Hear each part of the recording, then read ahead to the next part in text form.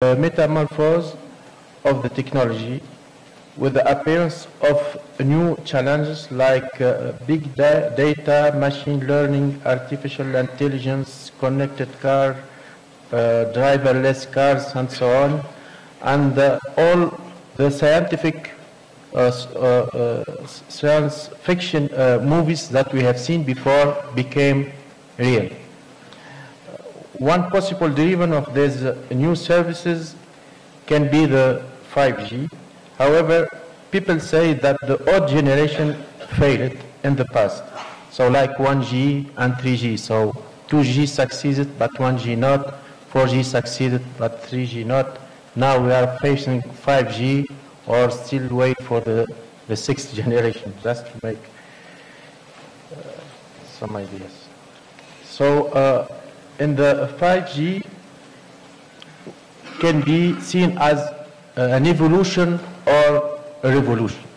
So a lot of people think that 5G is an evolution of the 4G, but others think not, that 5G will bring more opportunities for the industry.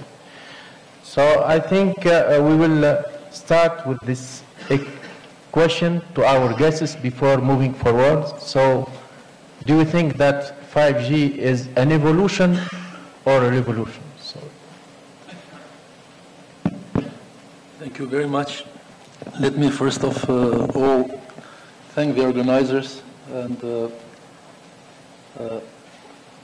for the invitation and all the participants for the possibility to talk to them.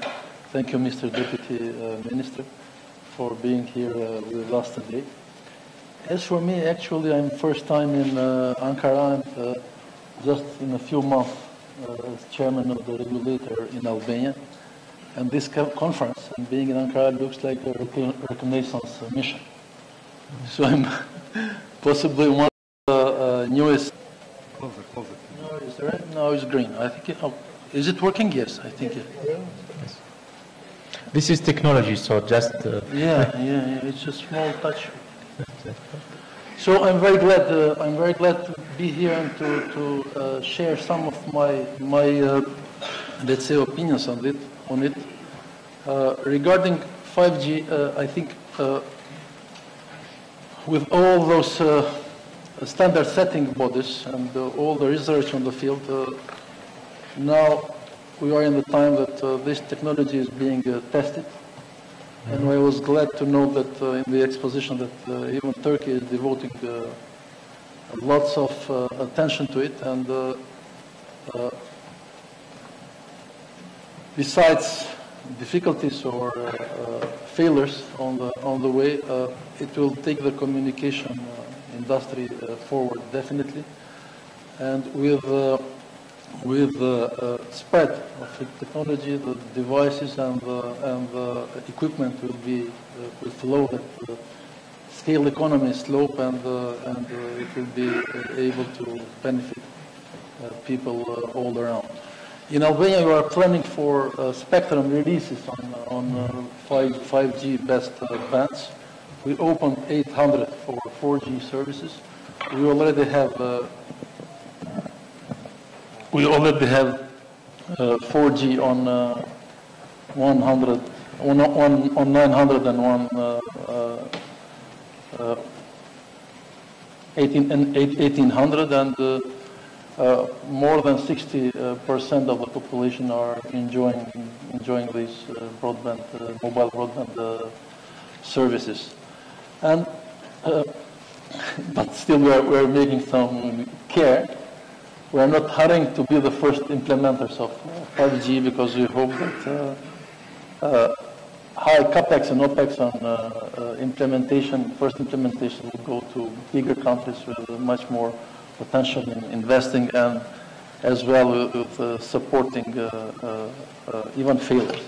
So be it 5G or 6G, what is important is that consumers are going to benefit from these technologies definitely, and the industry will flourish. Thank you. So, Professor Kali. Thank you very much. like to thank again to Chairman for this beautiful organization. Coming to the question, 5G, I think technical point of view, it's an evolution, but especially with the Internet of Things, the use of the 5G will be increased so much, and socially, I think we can say that it will be a revolution. Thank you. Well, thank you very much. Let me first compliment and congratulate Chairman of ICTA for organizing this wonderful event, and it's a beautiful city. I've come here for the first time, and hospitality is just wonderful. Well, to the question, a specific question, of course, we probably need to discuss as to what are the regulatory challenges which these newer breeds of technologies offer and they bring about. But specifically to your question about whether 5G is an evolution or a revolution, I would say let's not categorize and sort of straitjacket them into that category. I would say from a technology perspective, it is an evolution, but there are some fundamental differences which 4G technology still 4G had, which 5G now is going to have. The first fundamental difference is that the scale is just enormous. Three things which distinguish 5G from the earlier breeds of technologies are: A, very, very low latency. Now, once you have very low latency, it enables a number of applications like driverless cars, remote surgeries, and other kinds of stuff. That's one. Second thing is very, very high throughput, which means that you are able to have massive amount of communications, which is actually not possible in the earlier breeds of technologies. And the last and the most important is machine-to-machine communication. Because till 2G, 3G, 4G, we were all focused on, human-machine, human-to-human communications. This is going to be massively machine-to-machine communication, and that's where Internet of Things, applications like smart agriculture, smart transport, smart irrigation, education, all these applications are going to come up. And lastly, from a social perspective, from business perspective, till now the information and communication technologies were actually a vertical sort of space, vertical silo. In some sense, they were a department in themselves. Now, tomorrow, with 5G, it's going to become a platform, because it's no more related to just information and communication sector. This sector is going to become a platform spanning across all sectors. So whether it is education, health, irrigation, agriculture, transport, power, everywhere this 5G is going to play a platform role. So I think once a sector or once some department becomes a platform, a horizontal platform, it actually, in a way, systematically and very, very in a transformative manner, it changes things. Of course, needless to say that this will require huge amount of investment, because once you have massive machine-to-machine communications, billions and millions of devices connected, you will require a huge backhaul capacity. And therefore, the entire fiberization has to take place, because it's very easy to say that now 5G has come and things will get transformed.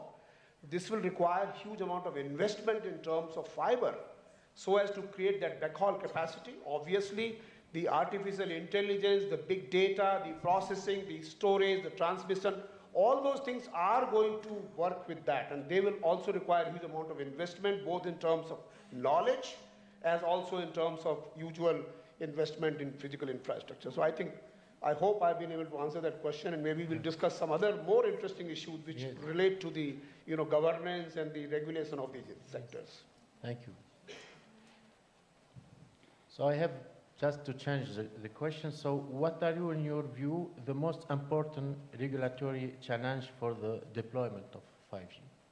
So Dr. Zilinskas. Thank you. Thank you. Chairman, thank you. I would like to at first to thank organizers. It's excellent reception, excellent facilities, hospitality. Okay, concerning challenges for the regulators. Actually, there is not so big challenges for the regulators, because from my point of view, 5G is just, it should be extension of 4G. Otherwise, it will not work properly. Okay, we are all speaking about 5G, something like a miracle. It's actually not a miracle. If you look at this frequency band, which is designated for 5G, is starting from 26 gigahertz, 30 to 40, 60 gigahertz. What could be a cell radius of such high frequencies?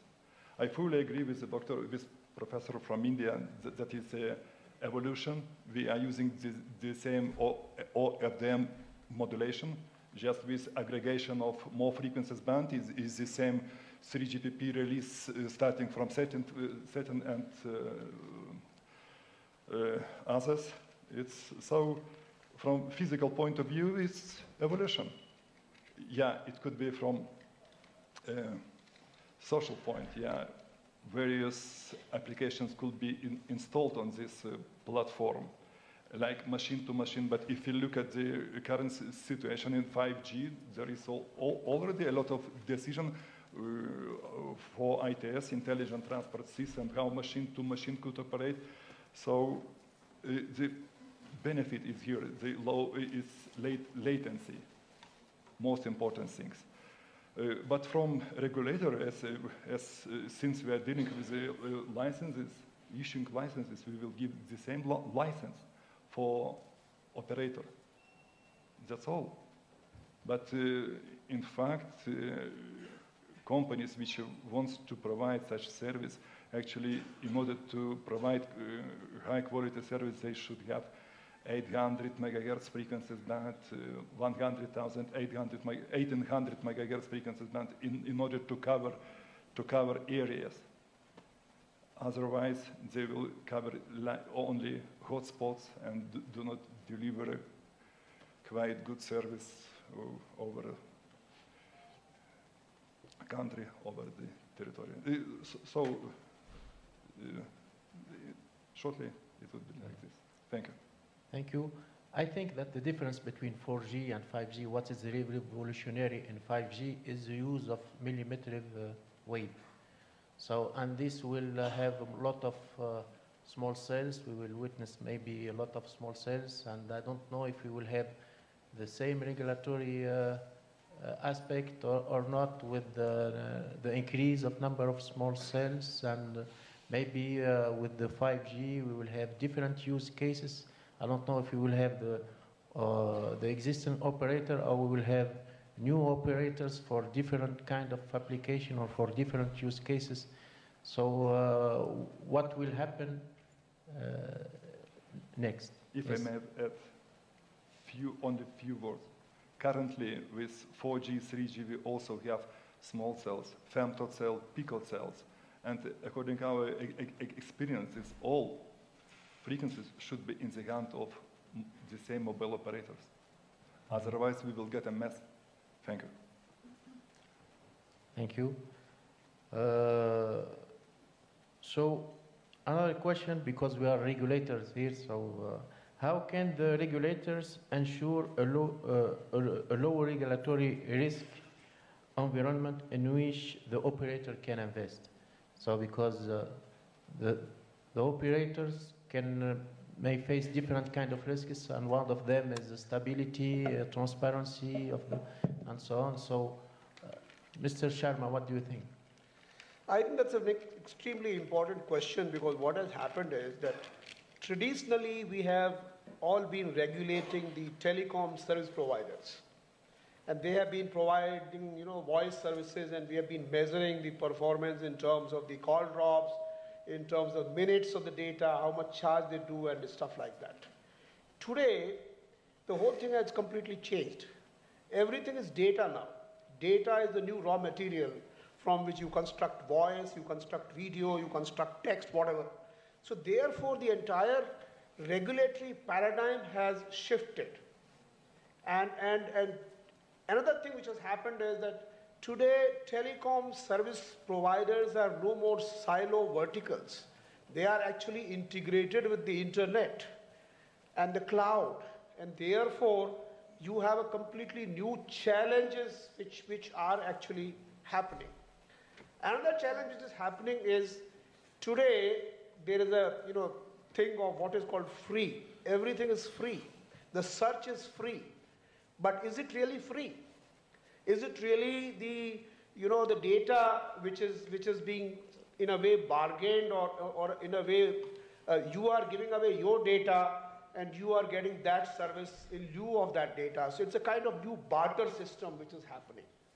So therefore, the question is, the regulators will have to figure out as to whether the consumer harm is because of the charges, which is typically the case, or is it because the data being used / misused by the companies who are collecting data. There are also data monopolies developing. Let's be aware of that. There are issues of data ownership. Who owns that data? There are issues of data security, data privacy, the trans-border movement of data. The entire issue of the national boundaries is lost because data does not obey these boundaries. And therefore, you now have a completely new set of challenges. And in that set of challenges, one has to be very clear. Two things have to happen. One is that the regulatory principles become much more important than hard coding of the regulatory rules. You should have the principle of fairness, principle of transparency, principle of consultation. Those should be the overarching principles which regulators have to have. Secondly, your laws were actually made for physical objects, for a physical world. In our law, which is in Indian Penal Code, we have something called place of occurrence. Place of occurrence of an event. Now today, a physical event occurs at a particular place. I am speaking at this place. So in physical world, this is true. But a place of occurrence in a virtual world actually has no meaning whatsoever. Somewhere, some proxy server, in some country must be emitting some signals which go to third country, fourth country, fifth country, and we don't know where the place of occurrence is. And therefore, these laws also need to be modified, rewritten to take care of this new world. And they again have to, take care of the issues of transparency, issues of privacy, issues of data ownership, etc. Net neutrality is another very, very important issue, because what's happening is that if you allow the net to be straitjacketed, to be sort of divided into certain parts, that will not work, because countries like ours, who are actually going to depend very largely on the internet as a vehicle of growth, we will not be able to, sort of carry on this job unless we ensure that the internet remains a neutral platform. So these are some of the new concerns which are developing and which need to be addressed. And therefore, and another thing which regulators have to be very clear, they should not kill innovation. They should not, in their enthusiasm to regulate things, they should not, ensure that nothing is allowed to happen. They regulate so strongly. So therefore, there's a need for a light touch regulation which ensures innovation, growth, and therefore overall public good and benefit. Thank you. The same question is for everybody. So, Mr. Zela.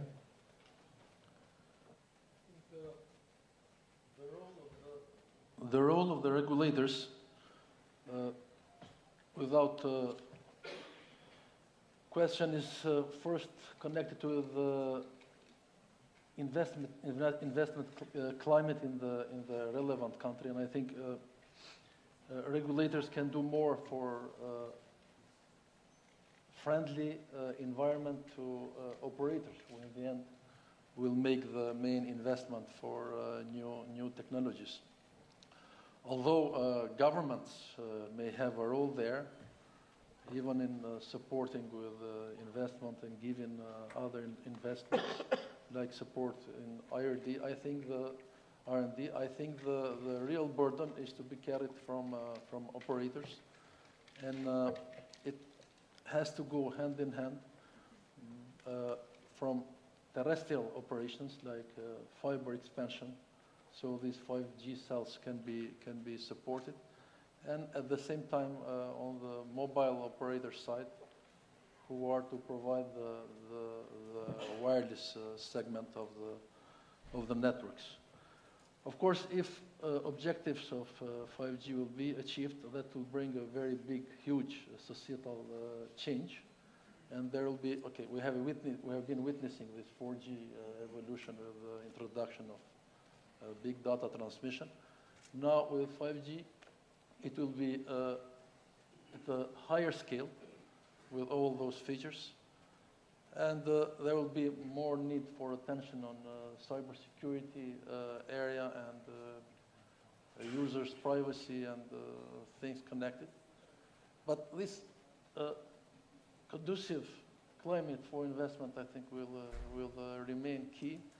And this investment, I think, should have a human face, meaning that all these consumer rights that have been achieved so far are to be respected by new technologies. And new technologies are to work for people.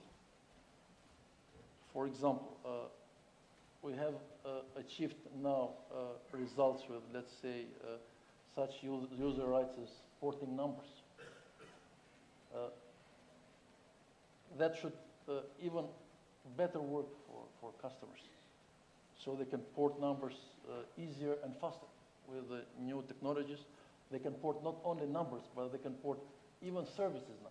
Because now we are moving from that concept of numbers for some allocations to the concept of services, because services are not just connected with a number. They may be connected with several aspects of identification.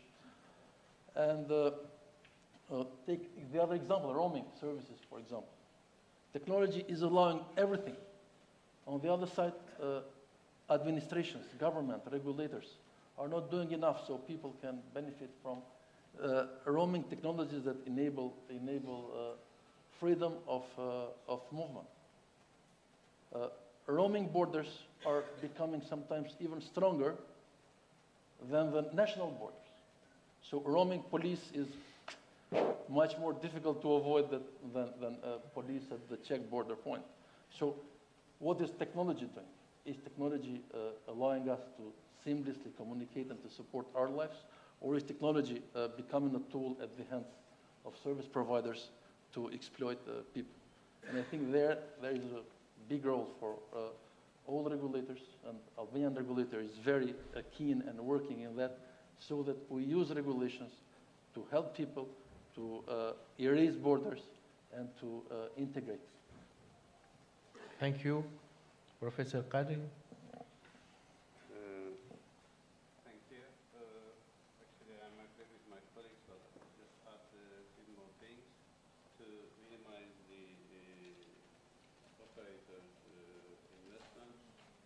First of all, I think the government has to do something. A stable government is needed, and the sector should be liberalized completely. If there is an incumbent operator in the sector and government-owned, then it's always a risk on that.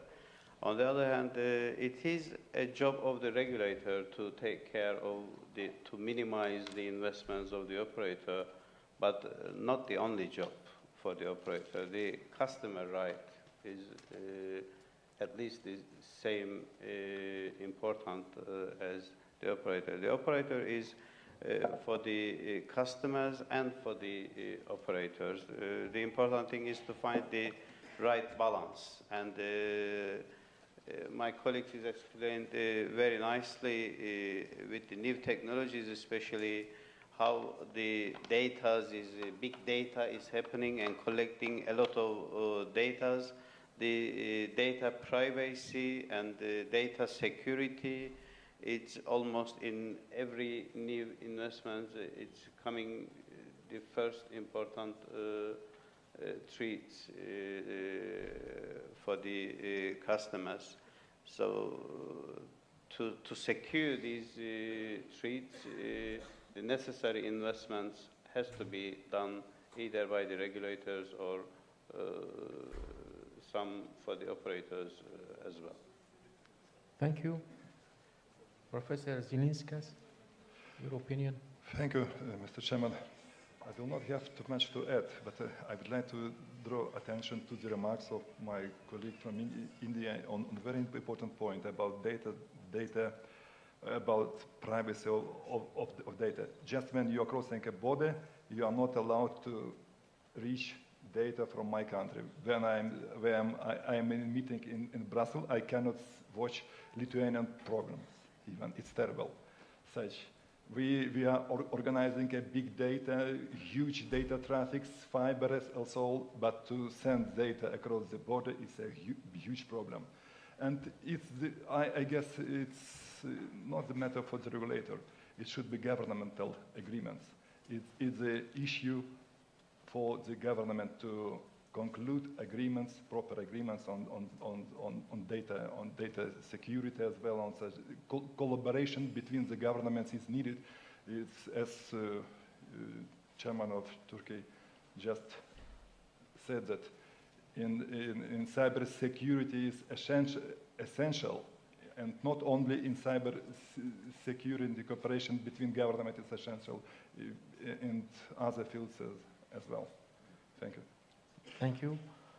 Today, when we are walking around the exhibition, I saw a company delivering 4.5G for universal service in Turkey, and this is like a local company.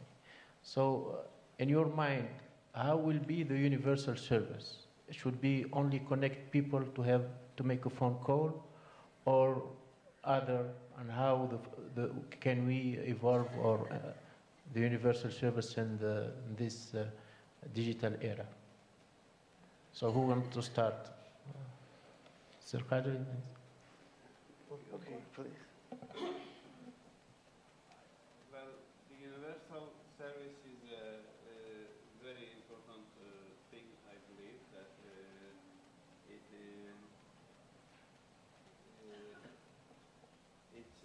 guarantees the customers to have the human right communication everywhere with the right with the affordable price. So this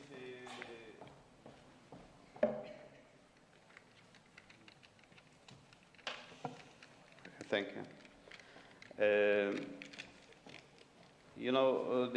As the previously question was saying, to minimize the investments for the operator, with the new technologies, the operators, obviously the business, they prefer to invest on the crowded cities first, but not on the rural areas. This universal service is guarantees for all customers, which is the human right, the communication, and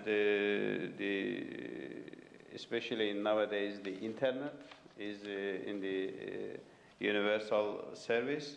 So by using these budgets, the universal service budgets, we should guarantee that all customers can use this human right of the communication. Thank you. Thank you. Mr. Sharma? I think the basic benchmark should be that all these technologies which are happening, their basic aim should be to serve the humanity. Ultimately, they should be deployed in the service of the mankind. What has happened is that during the last 10 years or so, 15 years, if there is one technology which has become very, very transformational, that is the technology of information and communication technologies. And therefore, there are a couple of things which need to be done.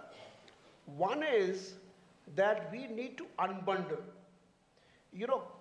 Earlier, it's only the telecom service provider which is end-to-end integrated. Today, you have networks working as a platform for delivery of multiple services. So therefore, there's a huge amount of convergence which has taken place. The same device is delivering multiple services. Your telephone is not merely an instrument to communicate.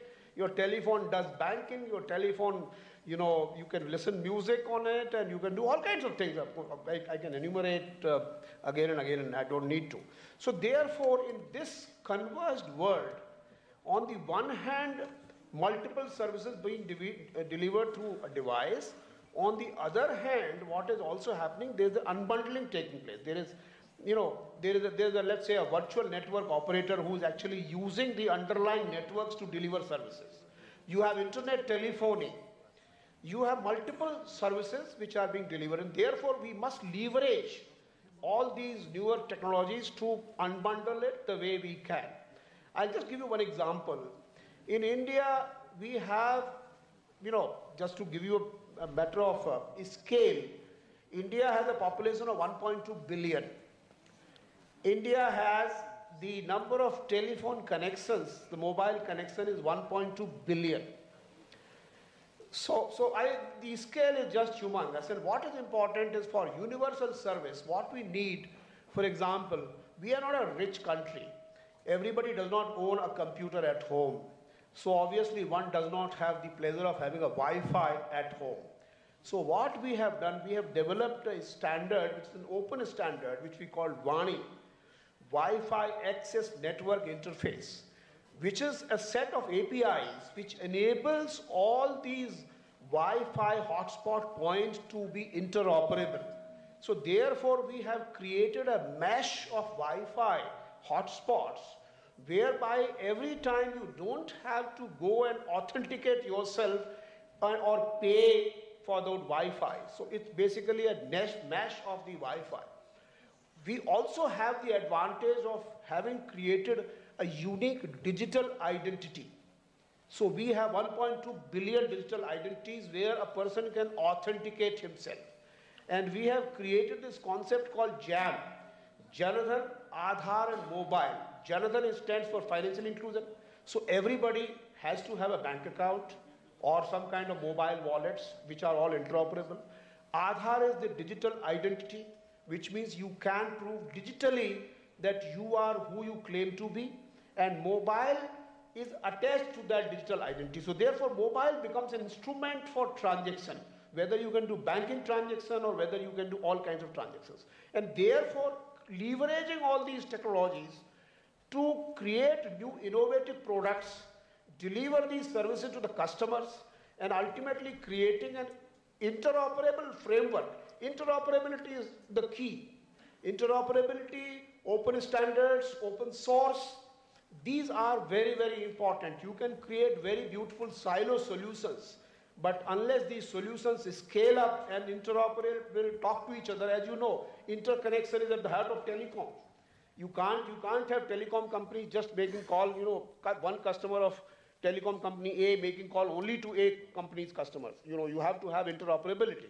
And therefore, with all the three principles of interoperability, scalability, speed, and open standards and open source in mind, you can create, and the governments must promote those technologies which are actually open technologies and open standards. So I think that's the key to have and deploy these technologies in the service of the mankind. Thank you. Thank you. If I may, yeah. If I may add just something to this. Look, this universal service thingy, it was good in the beginning for basic services. But at that time, such services were not indispensable for the life of people or indispensable for taking services. So it has to change. And now we cannot accept two speeds, one speed for city centers and one speed for remote areas. So it has universal service has to deliver in terms of networks and coverage what is delivered in privileged areas to unprivileged areas. And I think this this needs government role, definitely. In Albania, we are planning to have government involvement with coverage of unprivileged areas, because we conducted a study and we found that it's not possible for industry to subsidize from commercially viable areas to non-commercially viable areas.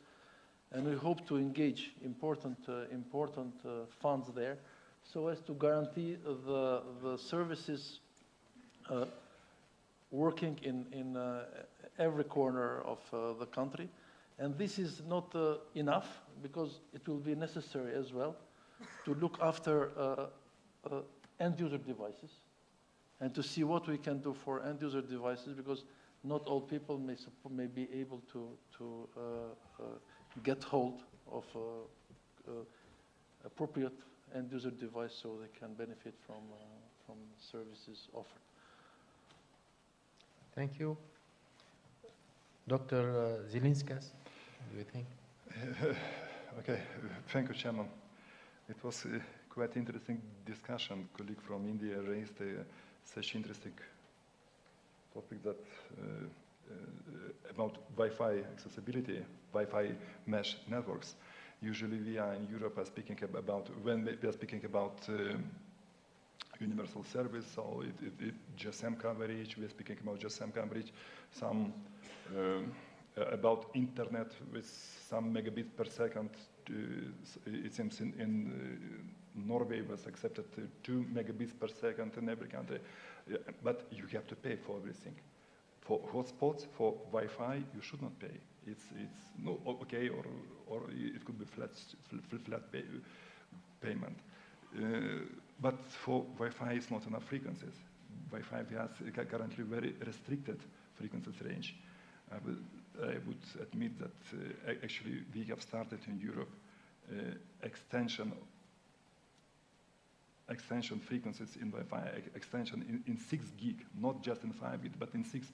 It was initiated by our country as well with others, and we agreed in Europe to extend from 5.925 up to 640.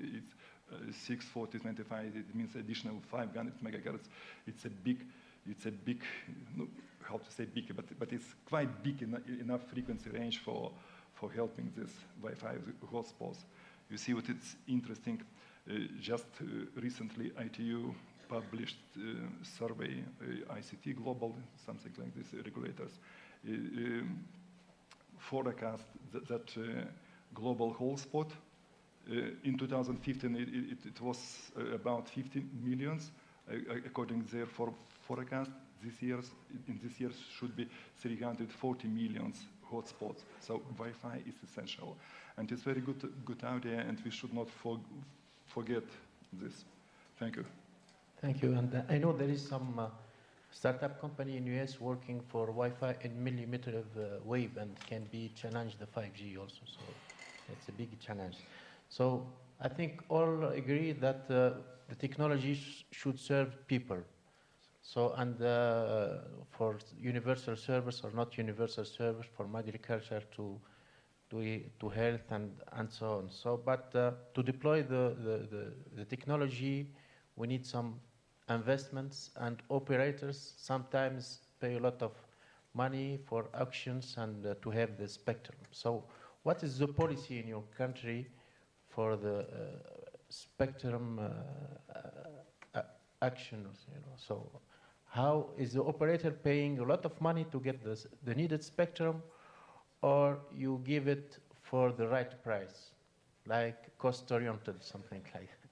Not cost-oriented, but yes. You know, it's a very interesting adjective called right price.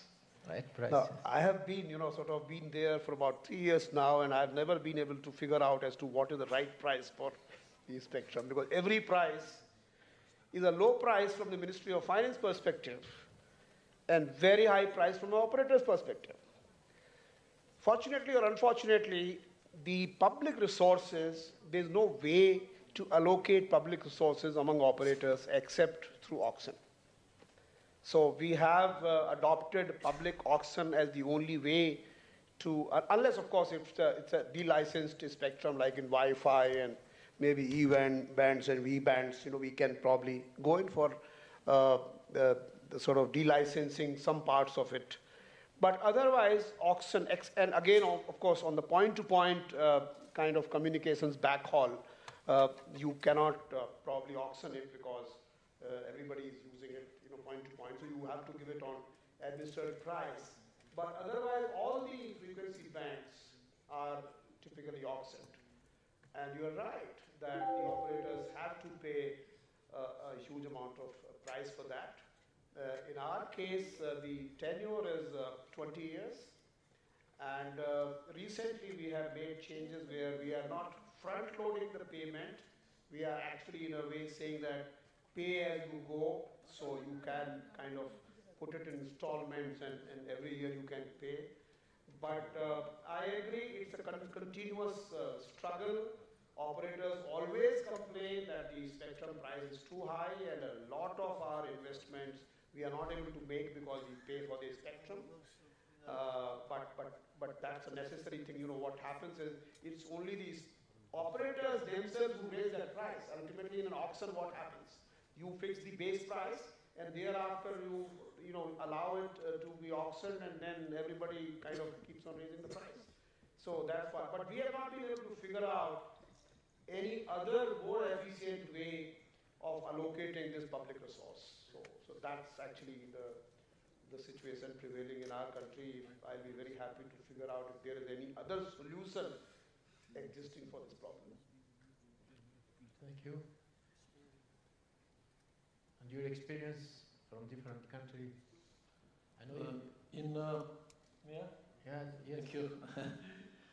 We are currently trying to allocate new spectrum in the 800 bands, some 60 megahertz spectrum, and actually we're not sure if the current operators will be the only interested parties there, and we are looking forward to participation from other countries, other interested parties, operators from different countries. We are using kind of tender procedure, which has where government has a role with the minimum opening price. We are not tending to get lots of money from allocation of spectrum, but on the other side, we are more stringent on coverage obligations because we'd like to see operators covering more inhabitants and more areas in the country. Thank you. Professor Khalid? Yeah, go ahead. Everyone, I think, has his own experience. Yeah, our experience is we are not keen to get money as much as possible. Actually, I have prepared a presentation for this conference. Sorry, I thought it was a panel, so I don't know. Yeah, but nevertheless, I will say some word. Actually, our main goal when we awarding frequencies and preparing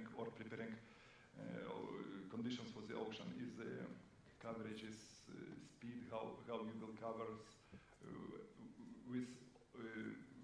We are trying to put obligation as much as possible to satisfy the needs for the customers. Money is actually on the last place, and payment is it's spread through all license term for 15 years. They are paying partially every 1 year. So you see, more the operators pay money for the license, they will bring this part of payment to the customers, and they will cause increase of increase payment for the data, for the calls, and so on. So it's two-way such processes, not so easy. If you get the money, anyway, customers will pay the same amount to the operator. Thank you. Thank you, because with the 2G, 3G, 4G, 5G, the operators are getting more and more spectrum, so they are paying more and more. Actually, then in our case, they are not paying more and more. Our whole payment, okay, they are paying to the budget. It's but monthly payment is just for cover our expenses. We should not take more than we could use. So everything it's adjusted. We should not get money from operators more than we really need.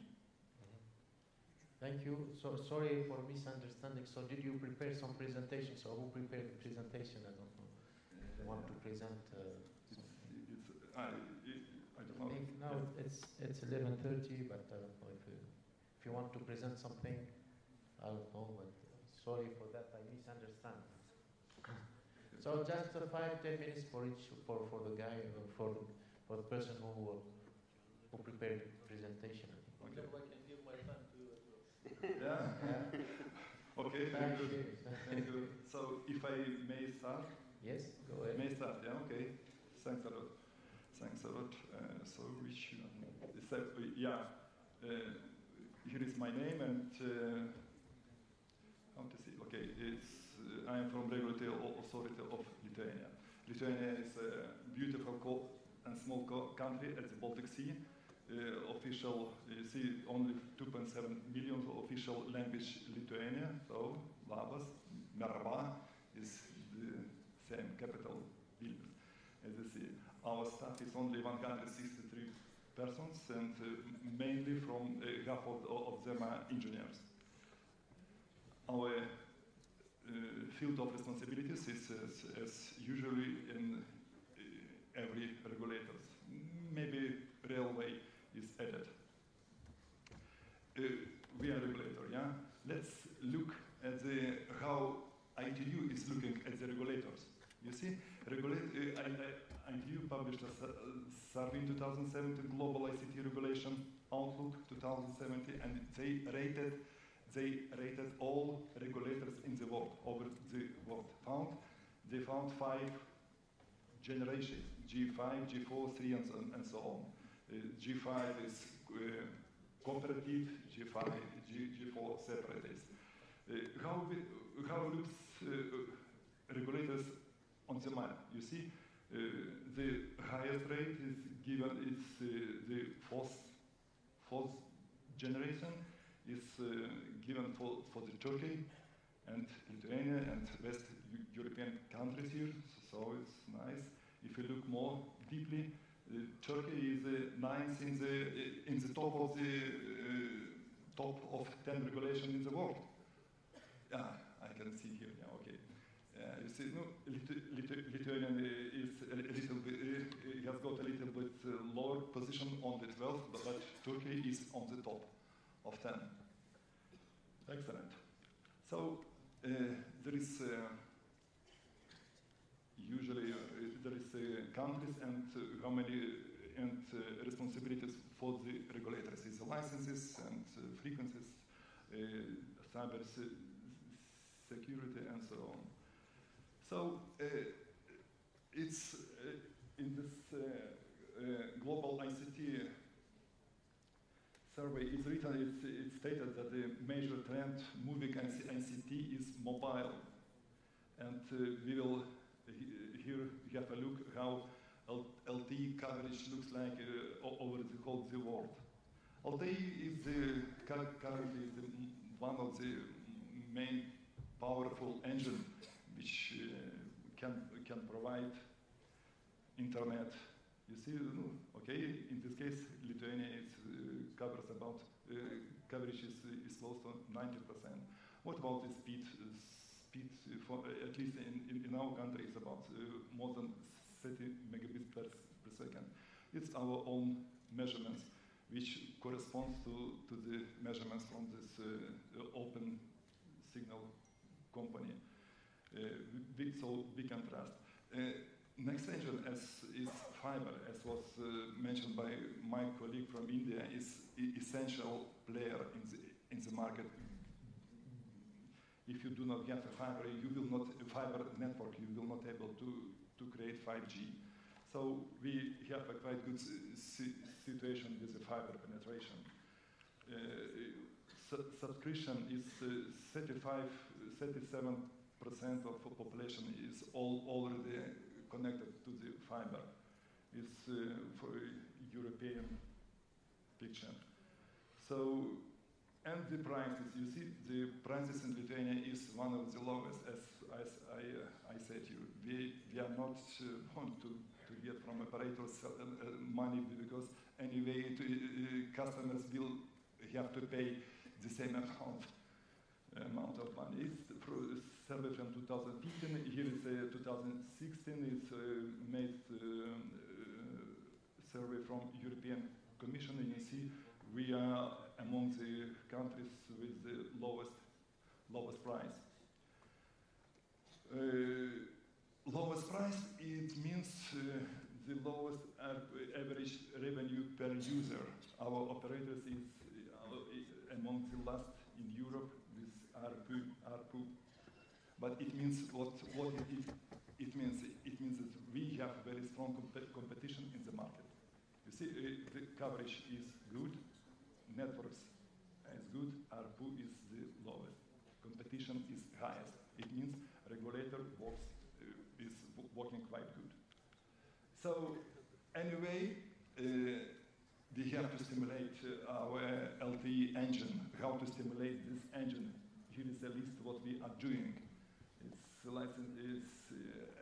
I guess every one operator is doing, but you see, I would like to pay attention to the frequencies fees. It's important not to increase the price, otherwise fiber will win. And we have met such situation when we have missed prices in 60, 80 gigahertz bandwidth when we applied line licensing regime. Very important point is publication coverages. It's fostering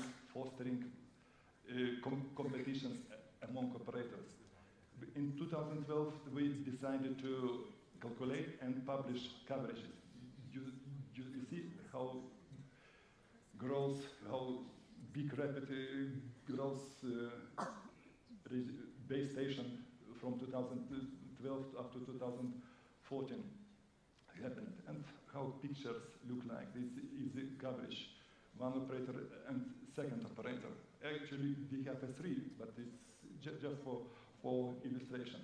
After 1 year, after 2 years, during the 2 years, the whole country was coverage. And the same has happened with LTE. We started to publication in 2013.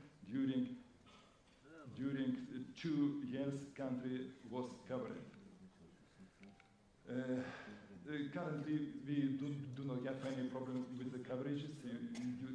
You see, LTE is coverage about 98%. UMTS 99%, so there is no problem with the coverage. There is, it seems that we have already exhausted our instrument, but we are working on calculation, down-speed calculation and publication this, and it's also so. About the investment into ICT, you see, investment is decreasing through this during these 4 years. But main investments have been done into LTE and FTTX. And what is interesting, the revenue is increasing because investments were made properly, corrected in the data. You see, the data revenue from data is increasing constantly. At the same time, when from the calls is decreasing. If you look in here is a picture, customers distribution in pay TV sector.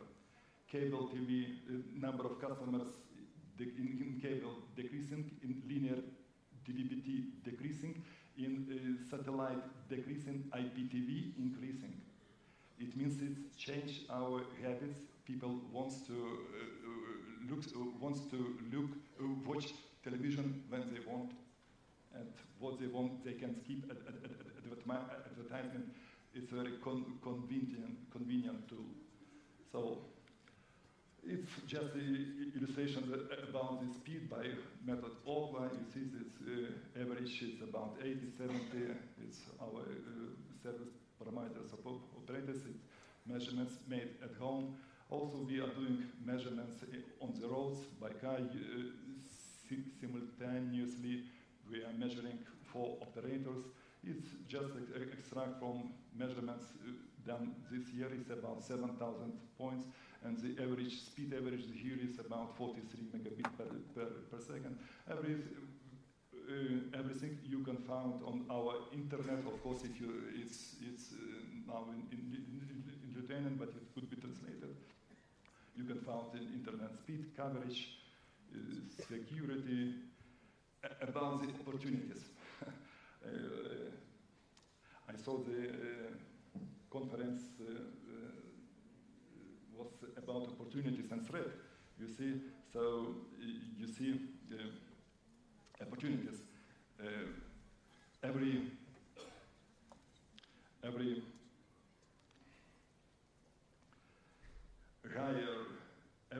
possibility to get higher frequency range give us more opportunities to provide additional services and so on, to get more higher internet speed is an opportunity. It's a decision in World Radio Conference 2012 to take 800 megahertz apart from the broadcasting.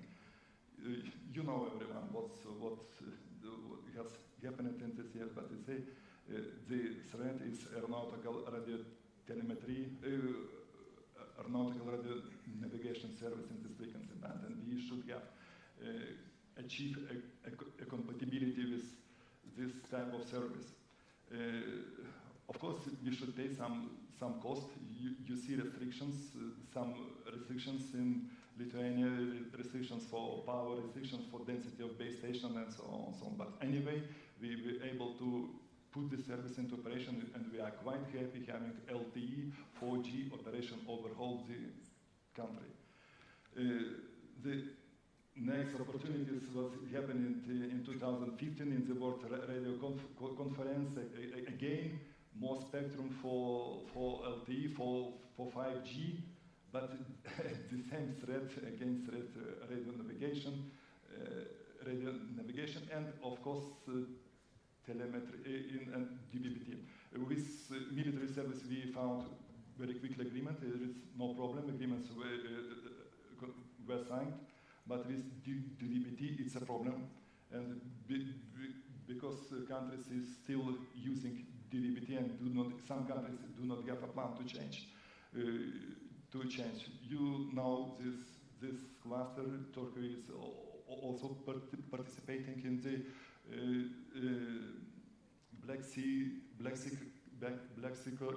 cluster and provides full information. All information to European Commission about this situation. Is the last pictures about how looks the coordination process in Europe, and finally we are close to the solution.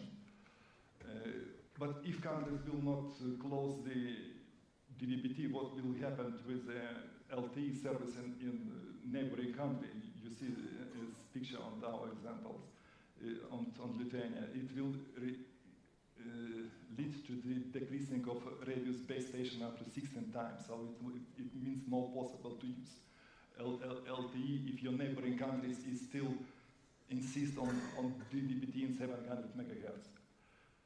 So, but if you look at your plan and if you have in Geneva 6 plan channels in 700 megahertz, you can put your LTE station under the umbrella DVB-T umbrella, and to apply procedures 5.1.3. And for example, again, it's Lithuanian case, if you have two overlapping channels, you see downlink channels and uplink channels, 6 and 53 and so on, so on, so on. You can put in these areas LTE service. Next challenge and opportunity was in 5G. We are speaking about 5G in L band, 1.4 gigahertz band, but just before the conference, a lot of receivers were registered in ITU with restricting possibility to neighboring countries. You see, even Turkey is involved in this case. Restriction, according to footnote regulation 342. If you want to build a network, you have to find a compatibility with telemetry. So, okay, let's do it, but do it according to all software which is proved eco software and regulation. So if we applied usual requirements, interference to noise minus C as required radio location operators, we will get separation distance 360 kilometers between these two types of services. But if you look more precisely how on these conditions such equipment could operate, you need signal interference duration setting. You will get equipment just 10 kilometers. So it means there is a possibility to accommodate these both type service quite close each other. Spectrum monitoring, without spectrum monitoring, of course, no one regulator could operate. It's essential part of each regulator. You see infringement from our side, from our neighbors, and from our mobile operators to our neighbors. It's a huge amount of infringement. We should also take into account what is happening in the market, because you see so many equipment, but this equipment could disturb our engine LTE, could create harmful interference. And therefore, we are doing a measurements, we are checking in two types of chambers how equipment is working. We are able to measure just about 200 stations, but what is the results? Results is half of these stations or equipment do not correspond requirements of RTTR, RED directive or AMC. Situation is not good on the market, and we should. It's also we are collaborating with our undertakings. Collaboration it means the future of 5G generations already. About the changes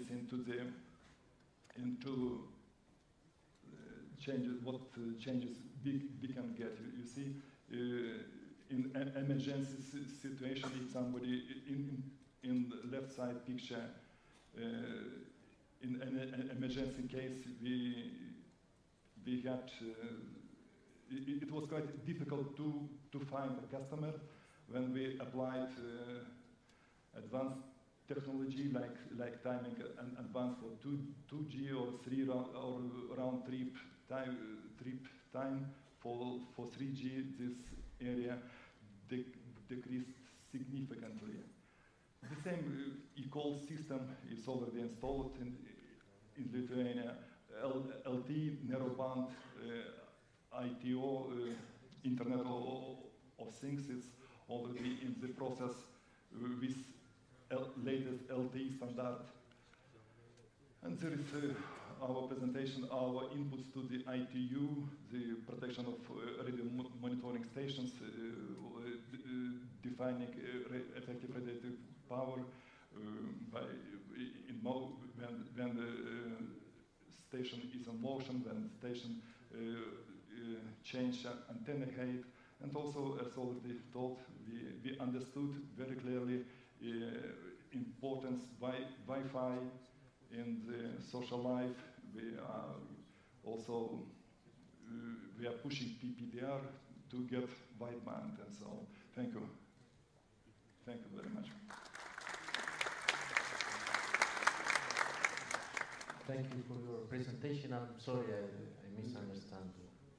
So it's close to noon, so I have two more questions for you guys.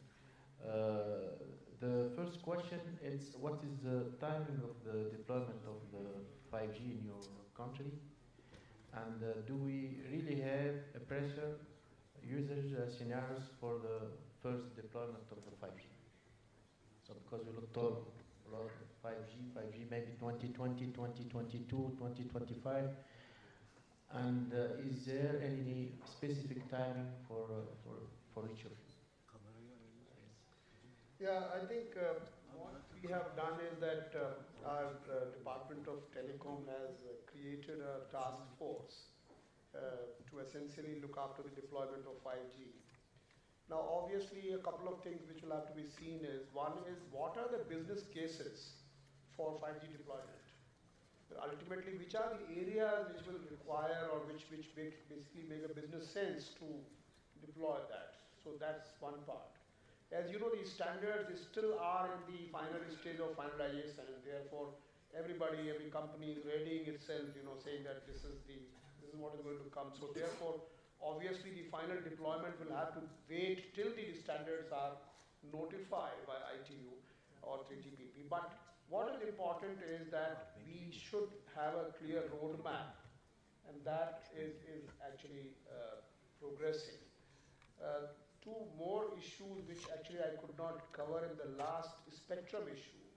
One is that the spectrum auction in our country is actually unbundled from underlying technology, which means when you get a spectrum in auction, you can use it for any technology. It's technology neutral. That's number one. Number two is that there are rules now to do the spectrum trading and spectrum sharing, which means operators together can share the spectrum. And as you know, and when you share the spectrum, the efficiency of these spectrum and also the delivery capacity goes up. Similarly, you can also monetize the spectrum through trading, so as to, if some operator needs the spectrum, and you can kind of trade it. So therefore, liberalization of the spectrum regime to some extent has reduced the pressure of the operators, which actually complain about the lot of money which is going out. So that's on the spectrum. On the 5G, we have a task force which is actually working to figure out as to what the business cases are. Let me also tell you that when you talk of low ARPU, I don't know how much is your ARPU. No, but let's see. Let's try the figures.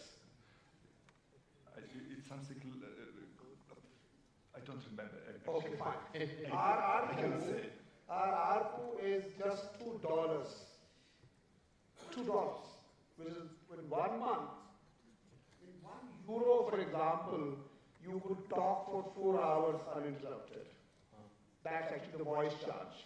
It's 30 paisa per minute, which is less than half a cent, half a US dollar cent per minute. Which means and you know what is the data charge? It's actually less than $0.50 per gigabyte. 1 GB of data in India costs about less than $1, less than $0.50. So we have, it's not a lot actually, is it? We have the lower price.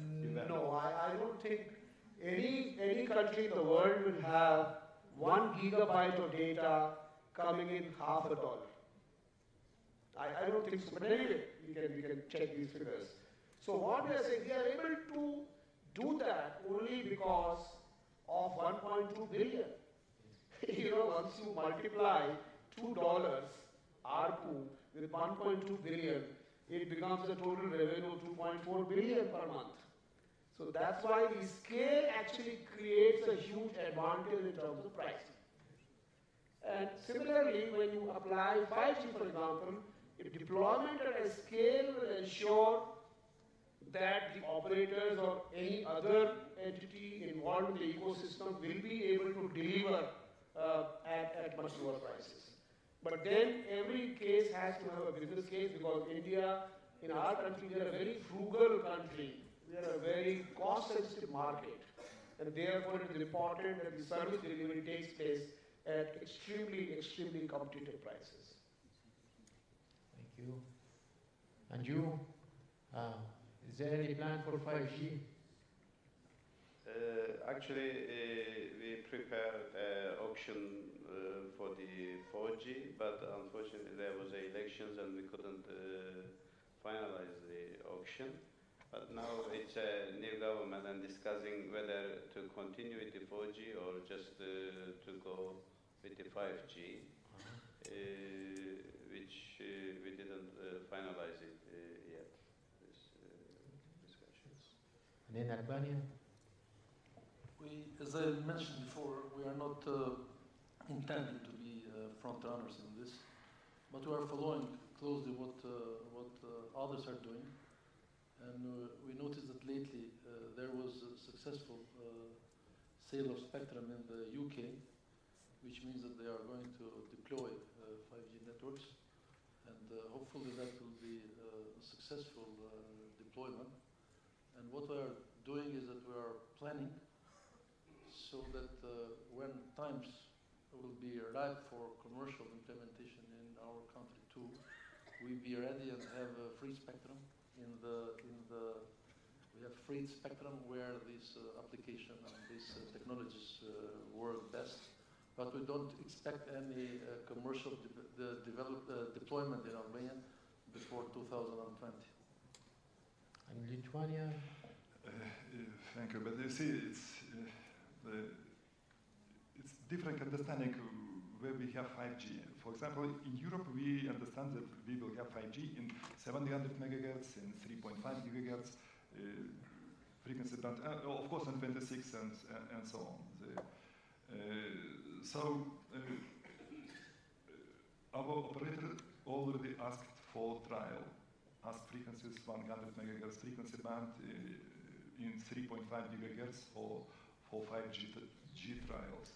And actually, we are ready to give license in 2020 after these trials. But in the other part of the world, they understand that 5G is only 26 or 28 gigahertz. So we should agree at first about what we're speaking about which frequency band. Of course, 26 is to open it was a trial in 28 gigahertz in Sweden, in UK, but it's different. So concerning Lithuania, we will open the 3.5 gigahertz in 2020, 2022, something in this period of time. Thank you. We talk a lot about opportunities of the new technology, as Mr. Sharma said, the good thing of the 5G, one of them is low latency and so on, and we can apply it for health, for surgery, for driverless cars, and so on. But there is some challenge, I think this year we have witnessed a few car accidents in US with Tesla and Uber for driverless cars. And the question, how to define, the responsibility and is there any new law for that with the new technology, new challenges?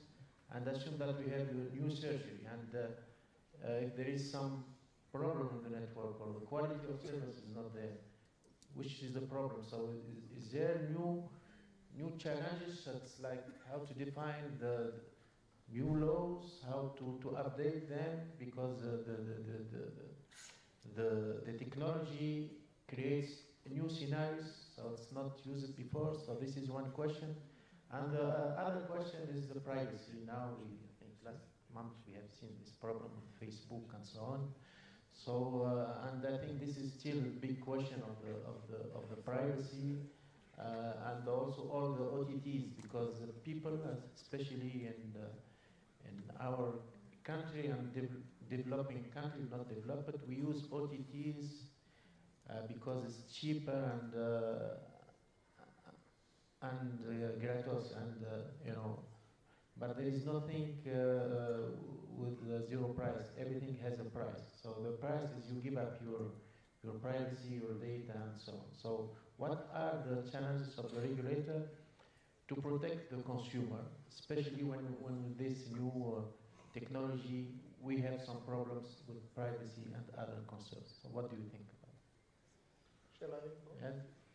Yeah, I think these two questions are extremely relevant questions. One is that once you have new applications in 5G, for example, driverless cars, then because the way things are being done today and the way things will be done post 5G deployment, there is a huge amount of difference, and therefore the new liability, who is, suppose a driverless car gets into a collision, who is responsible? Today you can make the driver responsible, tomorrow will you make the machine responsible? So these are new challenges, and as I said in my introductory remarks itself, that the laws were written for a physical world, not really for the 5G world or for a virtual world. And therefore, we have to painstakingly rewrite those rules and regulations. And I think that's a job which has to be done. I feel that there is a need for an international collaboration and cooperation in this space, because things are, being done. Technology, after all, it doesn't look at the national boundaries. The same 5G is happening in Europe and also in India, or wherever it is. So therefore, probably there is a need to really have an international collaboration to write these new, set of rules and set of laws and set of regulations as well. So that's, I think, one issue.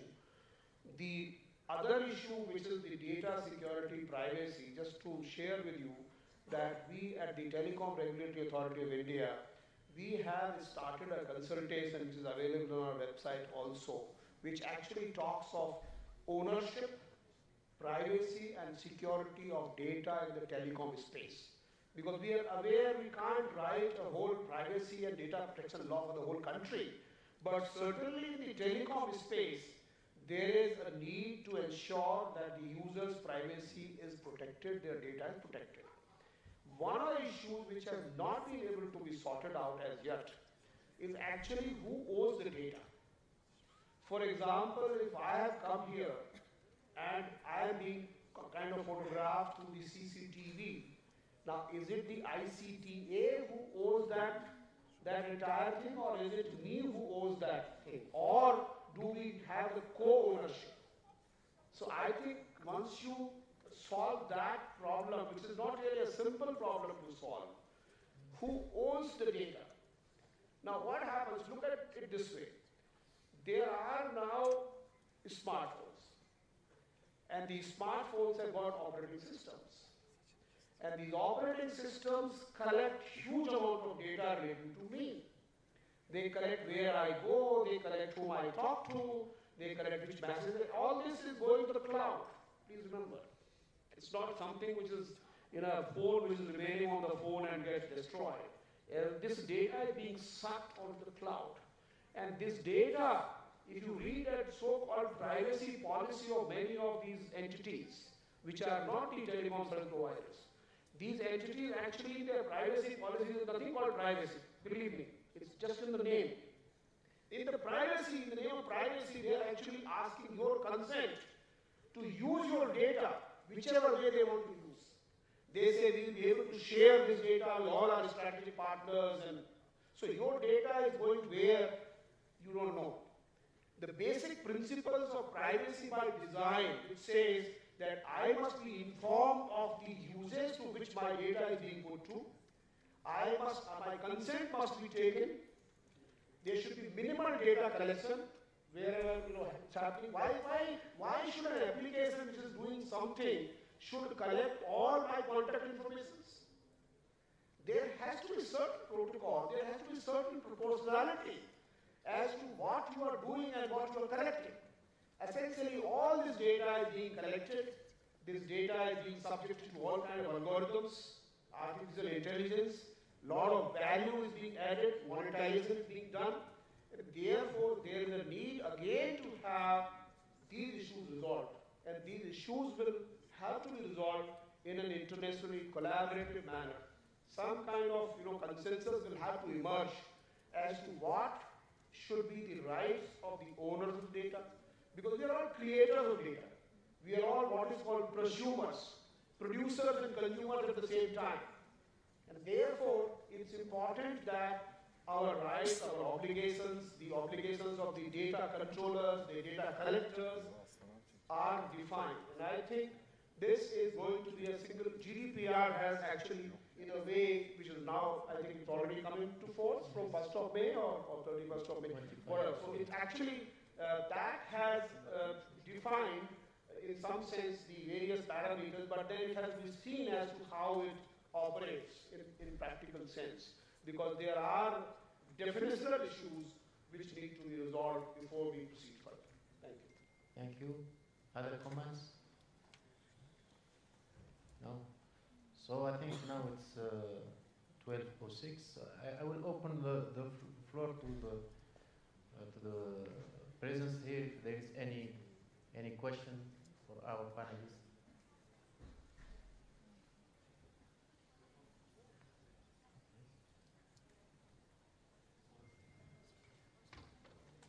Yes.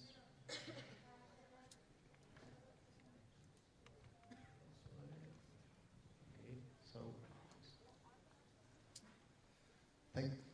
Thank you very much.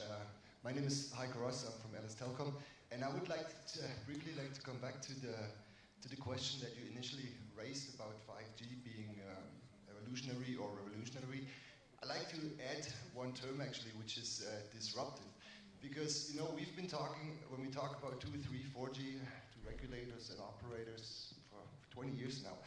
5G brings now a whole new perspective. It is, as Mr. Sharma said, I think, these vertical markets. And we've lately been talking to many of those vertical markets, primarily industries and so on. And they call 5G disruptive because they say 5G is endangering existing business models and empowering new business models. And what they, however, are afraid of is that since they rely their own business model on 5G technology, or at least they intend to do so, they are afraid to lose control. Because imagine a large industry company who relies on 5G technology and all of a sudden 5G breaks down, their whole industrial plants are down. Now what they're saying, and this is my question now, what they're saying or what they're asking for is now, why does all the spectrum for 5G, all 5G rights need to go to the operators? We, as the common vertical markets, we as the industrial players, we want to have our own 5G network for our industrial plants, such that we can fully control it. What are you going to tell them? Yes, go ahead. Yeah, I think it's a very, very relevant question, but let me say this, that all disruptions, by the very name they suggest, they are very cruel. And they don't really bother which industry is going out of the market, which industry is coming in, new business models are coming in. So that is going to happen. You just can't stop the march of technology. That's one part. Secondly, I think it's a valid question that why should the spectrum go only to the so-called operators? And in India, it does not. You just have to have what is called UL, universal license, which is pretty cheap, and you don't need to be the telecom service provider. That could be a different thing altogether. There's a different license for provisioning of the telecom services, and there's a different way to get the spectrum. So this is not really limited, or in some sense it's unbundled from the services that you provide. So you could provide any service on top of that. So that I think is a solution, that you should not limit it only to the operators, so to say. And also it's very important, unlike till now, it is the operators who are providing end-to-end services. 5G is going to be a model where there will be multiple stakeholders.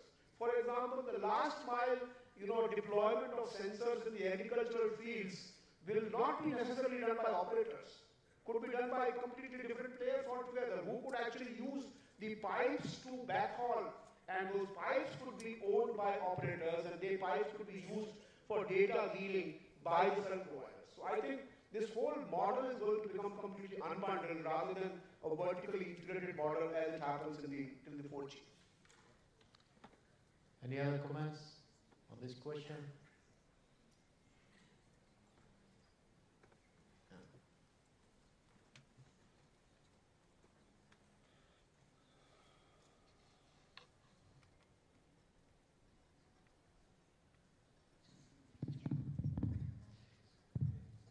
Thank you to all speakers, but I want to address my question to Mr. Moderator. And I want to ask what your vision and your plans about 5G in Tunisia. You asked so many countries, but yeah, thank you for your question. In Tunisia, we deployed the 4G 2 years ago. And I think the operators need like ROE, need some return on their investment. And I think we have to define some use cases. We cannot say, okay, this is 5G. We are doing some transformation in our Tunisian law, so we want to have like technological neutral for the spectrum. Now it's not. So we will do this transformation, I think, this year, so it will be a big change in our law.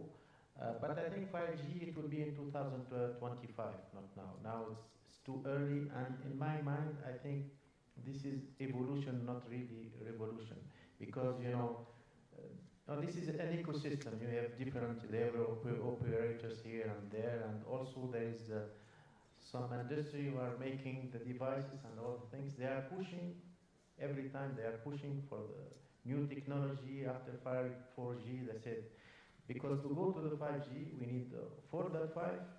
After 4.5, we can have 4.99 and so on.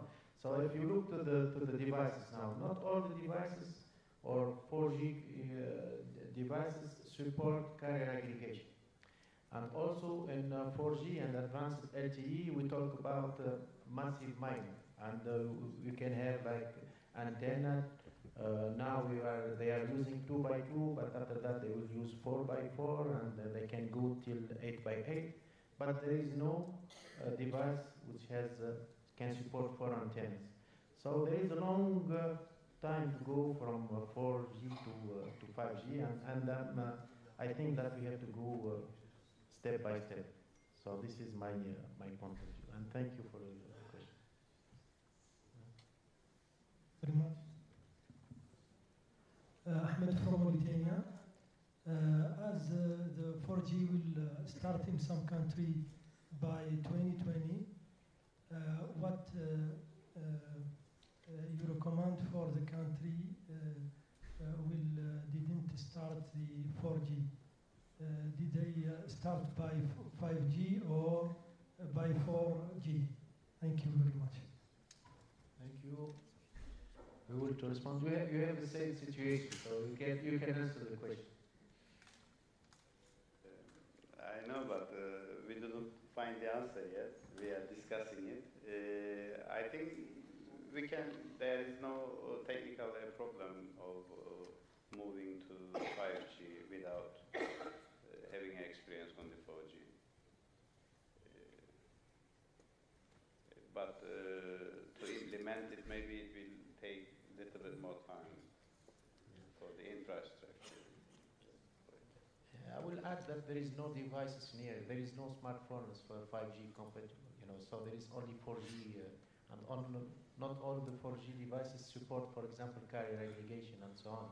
So the 5G, it will be in 2020, but the devices market and the penetration, maybe it will be 2025 and so on. It depends on the kind of applications that we will have. But I think there is a long time to go to have the 5G. So my recommendation is the 4G. Still there. Is there any other questions? Kobani from Albania. As technologies and application and services do evolve, do the policymakers and the regulators see the need to adjust the legal framework so that they can address the challenges and the boundaries between different institutions that deal with these threats and opportunities? Thank you. Thank you for your questions. Yes? I think what has happened is that the erstwhile systems of governance are actually built over the departments. And these departments are built over the functionalities. So for example, in many countries you have broadcasting regulator to be different than the telecom regulator. Now what's happening is that you have, you can broadcast through the telecom. You have a smartphone, you can watch TV on the smartphone, and therefore devices are converging, technologies are converging, and many things are converging. And therefore there is a need to redesign the systems in a way that the regulators also are now converged regulators. Departments also need to become, and for example, in some countries you already have the Department of Digital Economy. So digital economy now combines all the ICTs and other business related issues. So I think there is definitely a need, and that need is extremely, extremely urgent, because if you keep on having these silo regulators regulating in silo areas which are actually working on the same platform, then essentially you are going to create a mess where one regulator is saying X and another regulator is saying Y, and then it will become a problem. And therefore, converged regulators and converged departments, and then of course converged laws. Unfortunately, in democratic countries, law making is a very difficult exercise. It takes years together, and we can't afford those years together, because years can just change things drastically. So therefore, it's not a matter of years now, it's a matter of months.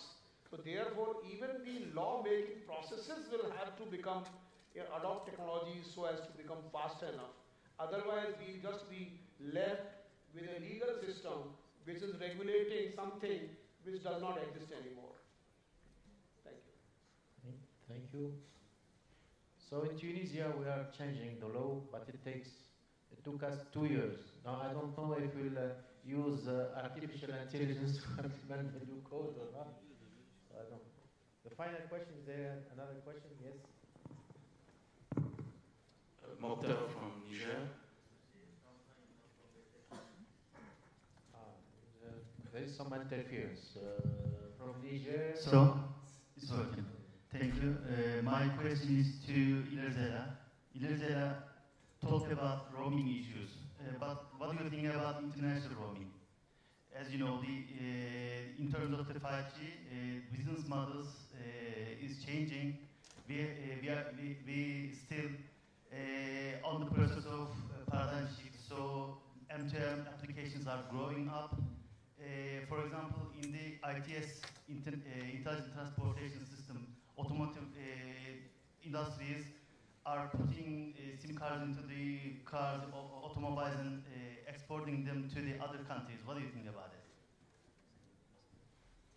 I made the point of roaming as an example of the need to increase cooperation for rules and regulations, and in the context of technology working for people.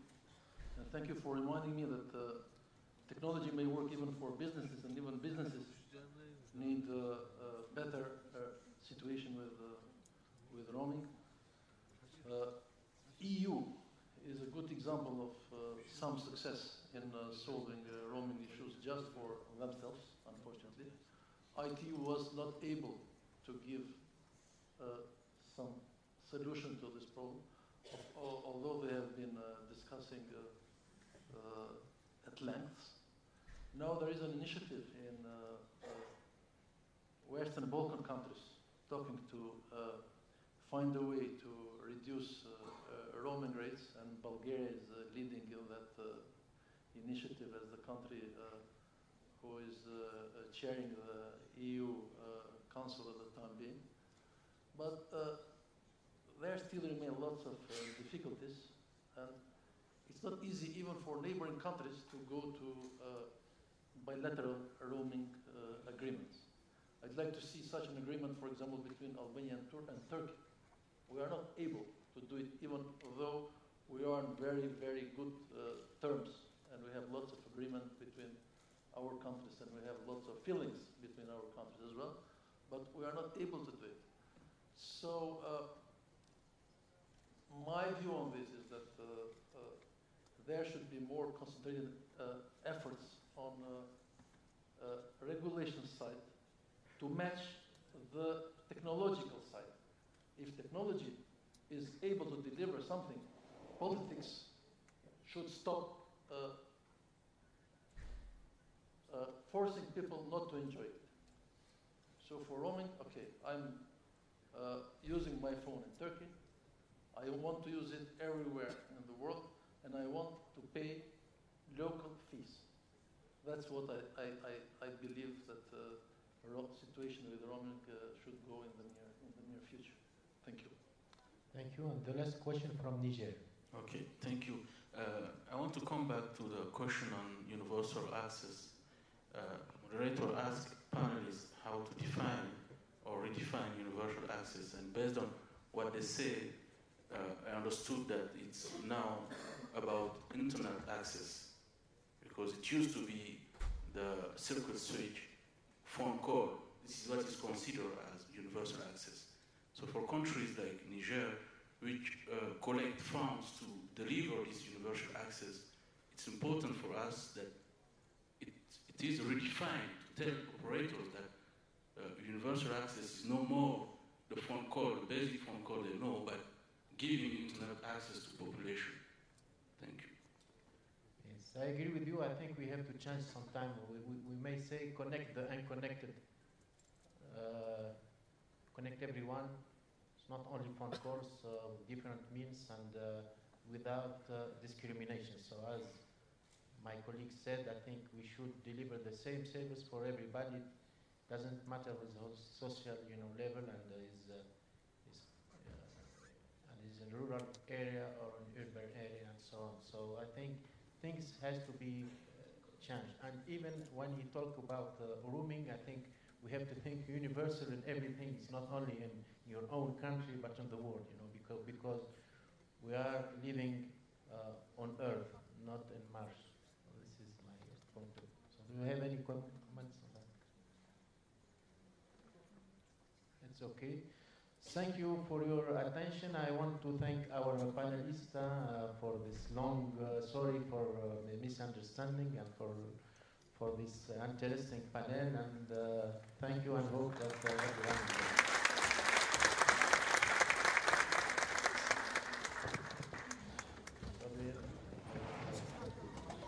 Evet, sayın konuşmacılarımıza verdikleri çok değerli bilgiler için çok teşekkür ediyoruz. Kıymetli konuklarımız 12. Uluslararası Elektronik Haberleşme Düzenleyiciler Konferansı'nın sabah oturumları burada sona ermiştir. Düzenleme ve teknoloji başlıklı ikinci oturumumuz saat 14.15'te başlayacaktır. Katılımcılarımız için kurumumuzun ikinci katında bulunan kafeteryada öğle yemeği servisinde bulunacaktır. Evet, fotoğraf çekimi için protokolü sahneye davet ediyoruz. Tekrar ifade ediyorum, katılımcılarımız için kurumumuzun ikinci katında bulunan kafeteryada öğle yemeği servisinde bulunacaktır. Saat 14.15'te tekrardan salonumuzda görüşmek üzere. Protokolümüzü sahneye davet ediyoruz fotoğraf çekimi için.